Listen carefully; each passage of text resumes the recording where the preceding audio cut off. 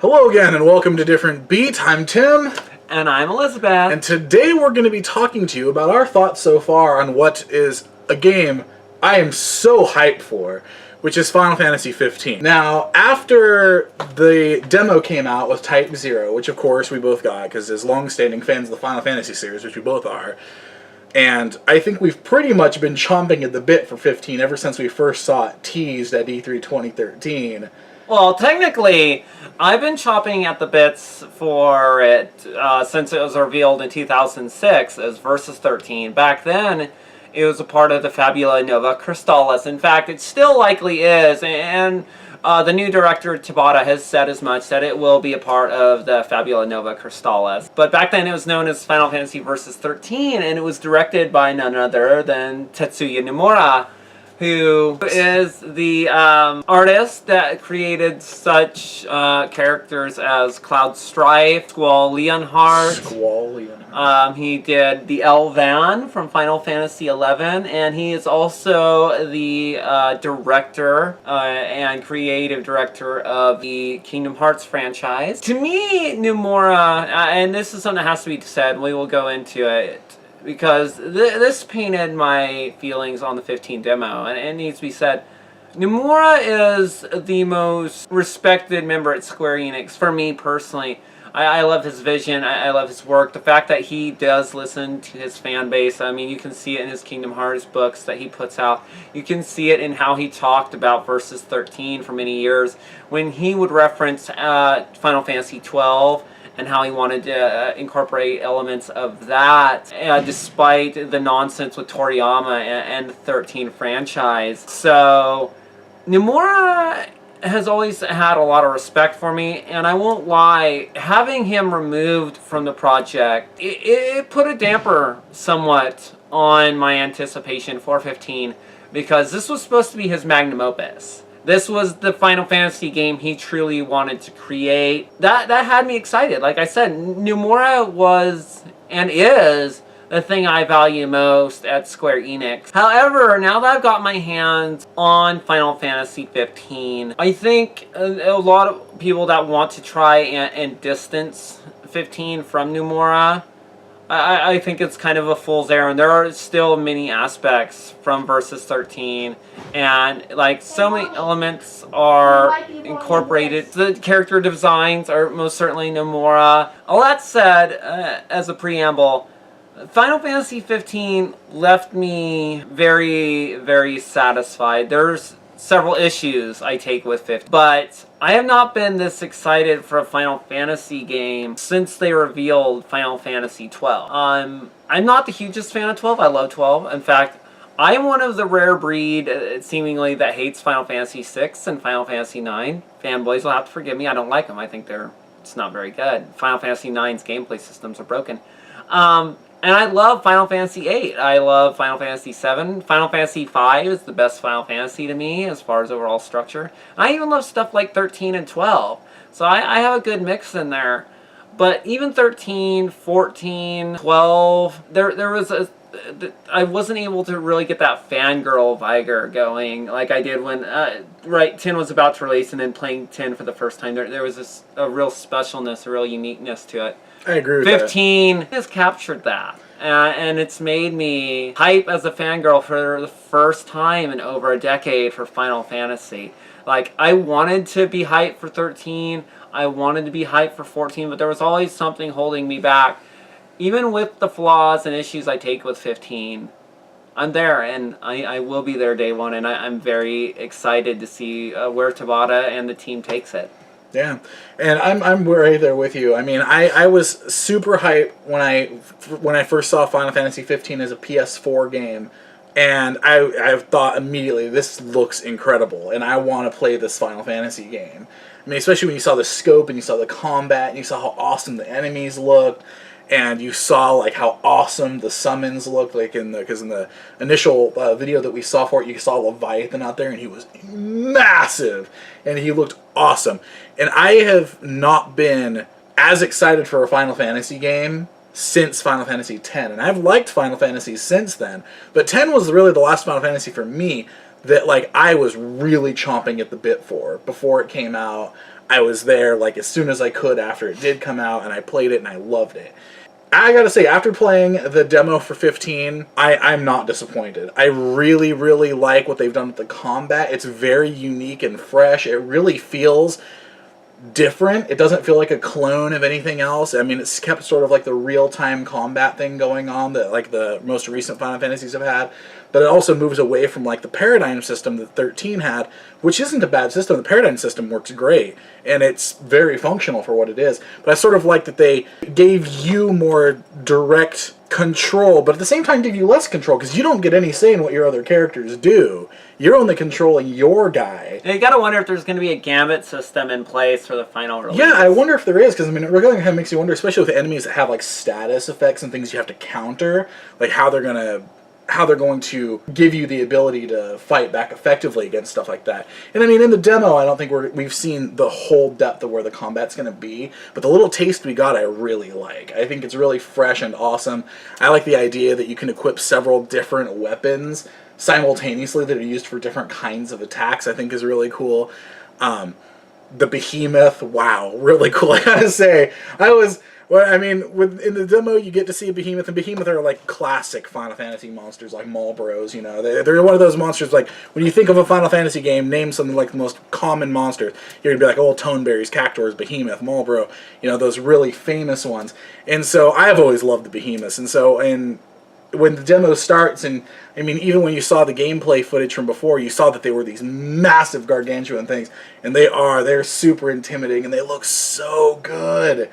So, and as far as cast goes, the four characters that you get introed to, which I'm pretty much sure is your primary core party, even in the finished product, really like all the characters, actually. They really seem to have a good thing going. None of them are really... They seem like they gel well together, like in the game world too. It's like they're a cast of 4 different personalities, but they sort of, you can tell that like they're believable as friends and companions. This is one of the rare instances in Final Fantasies. And despite me loving the majority of the franchise, I'd say the only games in the franchise that make a believable party that these people travel together are Final Fantasy V, Final Fantasy IX, despite my dislike of it, and Final Fantasy 15. Almost every game in the franchise, there's someone where you're like, why are you here? Like Final Fantasy VIII, Squall eventually falls in love with Renoa, but it's like, no, I don't buy that he's such a good leader that everyone else just wants to glue to him. And that's me saying that as a Squall fan.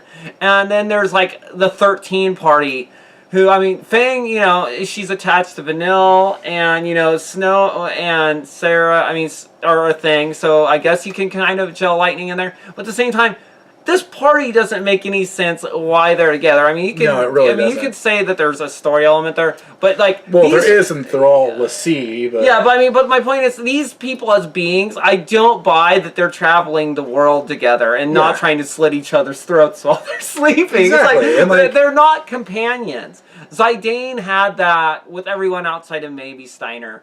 Bart and the way Butts handled the entire storyline in 5, as, you know, cheesy as it was, I thought Butts was a good lead character, and his team gelled well. That's not something with Cloud and Yuffie. That's not something with Squall and, like, Zell and Irvin. And, you know, Ten's cast.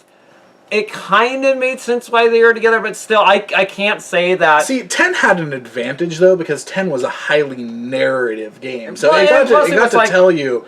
It got to relate those characters together through story and they had the dialogue. link in a religious figure, so the zealot-like attitude from Waka, from Lulu, and Kamari to kind of glue to Yuna even when Tidus is there made sense contextually for the story.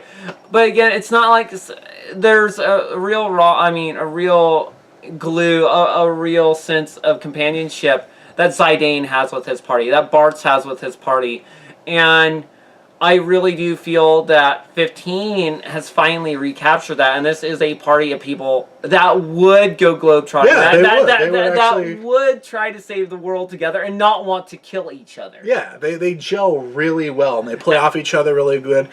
I also sort of like the in-world, like little dialogues they have back and forth, unprompted stuff. It's just like you'll be doing something, and one of them will say something, and there's a little bit of banter back and forth. And it's just really nice. It keeps that sense of camaraderie.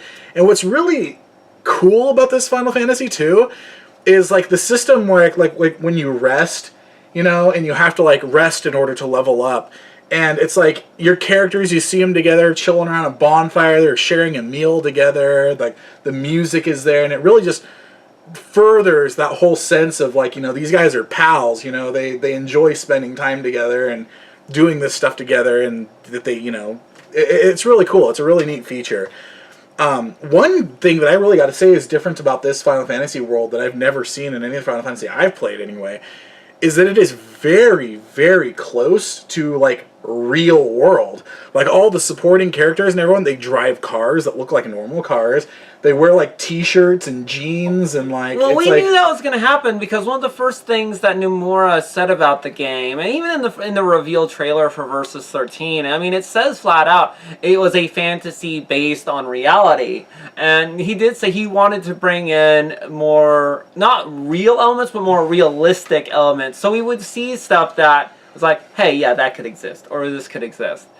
And one of the things that's fresh is the demo area. It's pretty much bigger than 10 and 13 combined already. Oh, yeah. The small snippet we've seen is massive. It already puts Grand Pulse to shame. It puts the Calm Lands to shame. I'm so glad they went back to a more open world instead of linear. I love that. I'm really okay with the linear structure. I don't mind hallways like a lot of people did, but at the same time, I do recognize that it was something that a lot of Final Fantasy fans cried out for. And it's one of the things that Nomura, when he was on the project, talked about a lot, was he's like, I want this world to be seamless. I want to be like Final Fantasy 12 and give you a real world to explore. I don't want... I mean, he didn't say it flat out because there's no way he was going to, talk shit on Toriyama, the director of 13. It was like, he made it pretty clear that he wanted this to be a world that you could experience and enjoy. And see, it's like, I think they're delivering on that. I agree. And I'm not, going to say that I'm hating on all corridors. It's just, when I play a Final Fantasy, I want that sense of exploration. I want to be able to adventure and explore, and I really feel it's hard to get that sense of adventure and exploration when things are in corridors. That's not that a game can't work with corridors. It can, but it's just, I want that adventure. I want that open worldness. I want to feel like I'm discovering things, and it's hard to have that sense of discovery when you're on a set path, is what I'm saying. No, and I agree with that, but however, I think someone make the argument that Lightning Returns had a lot of those elements. I never played Lightning Returns. I got about hours into Lightning Returns, and I decided that I couldn't handle this character anymore. I am actually notably one of the people that do not hate Lightning from Final Fantasy 13. When I first played Final Fantasy 13, I was a big fan. I imported it from Japan, beat it in Japanese. I bought the North American version day one, played straight through it, and I was a fan. I was never a fangirl for Lightning. I thought she was an okay character. I was always a bigger fan of Fang and Saz. I thought Saz was a wonderful father who wanted to to protect his son. I thought that was a great character trait for him. And I also loved Fang and like her dedication to Vanille. Yeah. And her, just the fact she gets Bahamut. Her design is like a mixture of Renoa and Tifa to me. So everything about Fang was really great. But then Dissidia Duodecim happened, and they forced Lightning into the lead role there. And then Lightning was in all the marketing material for 13.2, despite really not being in the game. No, she really wasn't in the game. You had Lightning Returns, and Lightning fans, I mean, okay, more power to you. I'm glad you got so much, but fuck your character. Okay, it's like I am so done with Lightning, and it's like you can hate on Cloud all you want. At least Cloud has a true tortured past. He lost his family. His mentor betrayed him. Everything about him. Lightning is just angsty. Yeah, it's like what it comes down to. Lightning is a very terrible version of Cloud, and it's like, we only need one Cloud. I mean, I prefer women, believe me, but it's like, Lightning is so poorly done. She can't be a replacement, and her being a female isn't enough to like, yeah, you're equal, because you're just terribly written. And then it was like, they kept hitting the reset button on the storyline with 13. Like, if 13 had ended, I would have been a Lightning fan. I would have been like, I would have been happy to see her come back and stuff like Dissidia, but it should have kept Warrior Light as the lead instead of being like, no, let's shove Lightning into that role. No, don't shove Lightning anywhere. Let her exist along with the leads. We don't need 3 games with her being front and center. No. And, even more beyond that. So. And don't forget her starring role in Final Fantasy 14, too. And that event that they had in 14. So, I mean, I wasn't fair to Lightning Returns because it was a game it truly made for Lightning fans and wanted that kind of gameplay. And I thought, the Cloud outfit with the Buster Sword would be enough to get me through. And it just wasn't. And it's so a long sidetrack, but I think it's important to note that one of the Final Fantasy games recently has tried to be more open world. But for me, the cast made it so I couldn't enjoy it. And having that now with a cast that is enjoyable, a cast that despite them having the dark leather look and everything, they seem like a pretty upbeat group of guys that are having fun being with each other. There's no super angst there. I don't think we're going to be listening to, Noctis be like, fuck this, fuck that, I hate this, I hate that. No, none of them come across as like emo or dark or I mean, they just... troubled in any way. They like fancy clothes, and that's about it. But they seem to have a legitimate care for one another. You know that they're going to get a lot of flack from people as being a traveling boy band. Well, yeah, and they already have. I mean, at the same time, especially coming off 13 and its cast that was just... Maybe you could argue each one of them is good in their own right. I would argue to the death that Vanille is one of the worst creations ever. Oh, Vanille is abhorrent. I don't think they gelled, and just having that group dynamic in an open world where they're constantly bantering back and forth is good. And I mean, like I said, I like linear stuff, but I have to agree, it's nice to feel that way and to have it come back in such a strong way that both Nomura and Tabata after him really wanted to address and bring forward. So it's good. I like it. Yeah. So all in all, I'm very excited for Final Fantasy 15. I will definitely be there day one. If you haven't checked out the demo yet, you really, really should. I mean, if you're a fan of Final Fantasy and you've been sort of about 15, play it. It's great.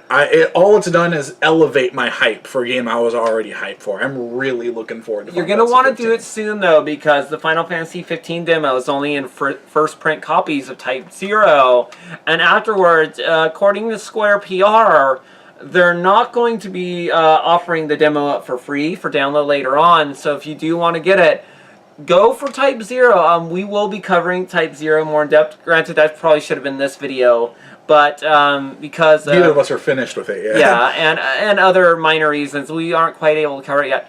Aside from a really cheesy intro, I think you could enjoy some Type 0 as well. But at least for me, I know a lot of people will feel opposite. To me, I spent $60 on a Final Fantasy 15 demo that luckily came with a free copy of Type 0. I mean, I would be lying to you if I was curious about Type 0 because, it is a Final Fantasy game. I tried to play all the Final Fantasy games. But my $60 was primarily for that 15 demo. I mean, that is the reason I bought Type 0 now instead of waiting, a couple months when it came down to $20-$30.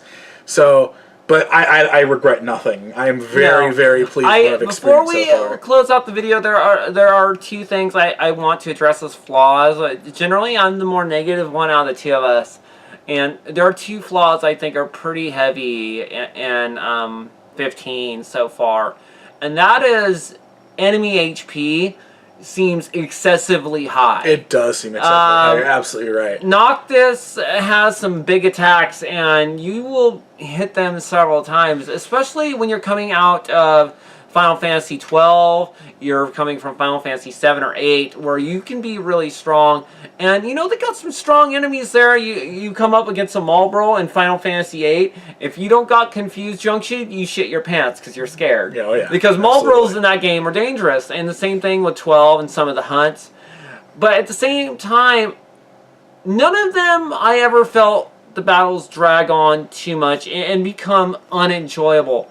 15 is really skirting that line with becoming unenjoyable because you're moving around a fair bit, and even though Noctis can be quick at times with the warps and his blows aren't overly slow, even his heavier damage ones don't take up a great deal percentage-wise, and unless it's just a single mob, like a single enemy mob, where all 4 of your guys are attacking, it just seems to take a little bit too long, especially in the cave with Ramuh where there's tons of imps. Oh yeah, no, you're in one like battle session for upwards of 10-11 minutes, or at least that's how long it took me, and it just was not an enjoyable experience whatsoever. Yeah, so really high HP on some mobs. I really hope to see them kind of balance that more. And I don't want the mobs to be easy. I mean, heck, let them hit 10 times harder, so you got to be really careful. But also don't make it feel like a grind unless it's something like Yzmat from Final Fantasy XII with 50 million HP special boss. A random mob, I hope they address that. The other thing I hope they address is balance for techniques. For the damage they do and benefits they bring, like the AoEs and that kind of stuff, it's disproportionate for the amount of MP they take in a negative way. It's like, I don't think they should take as much as they do. You don't want to make it so the techniques can be spammed too easily, but at the same time, having them take as much as they do to the point where, like, I don't even want to use them at all because what little special benefit they give me, they make it so I can't do any other actions because it drops me to 0 so quickly, isn't good either. So I hope that they kind of bring that back a bit so there can be a nice mix of regular attacks and techniques at a decent clip, instead of being like, I feel like watching a different animation every 10 minutes, so I pop a random technique, which is what it is for me in the demo. Yeah. Well, I mean, I noticed that, like, the jump one, the Dragoon Lance, essentially, that you do, that one actually does hit really hard. The problem is it has no tracking capability, so it's like you have to hope that the enemy doesn't move out of the way to make it land. But like a Tempest, the one where you spin around with your sword a couple times, I think you mean, first of all, it does a good job of hitting things, but it barely hits harder than a standard attack does, and it sucks up half your MP to do it. So, yeah, I get what you're saying there. So, yeah, I agree. Those are both things that can be worked on. But not deal breakers, but no. Yeah, there are things that I really like to see. Those are my... I always like to have... I don't want to be too fangirlish and be like, this is 10 out of 10 already, I can't wait, it's going to be the greatest game of all time. There are some definite flaws with that, and I hope to see them addressed. But I did love it. Yeah. I had to say something critical, though. Of course. All right, well, that's our opinions on Final Fantasy 15 so far. Both really looking forward to it. It's going to be hopefully an amazing game, and finally a new installment of a numbered Final Fantasy. Feels like we've been riding the 13 train forever. So, very much looking forward to that. So, thank you for tuning in to Different Beat. I'm Tim. And I'm Elizabeth. And have an awesome day. Thanks.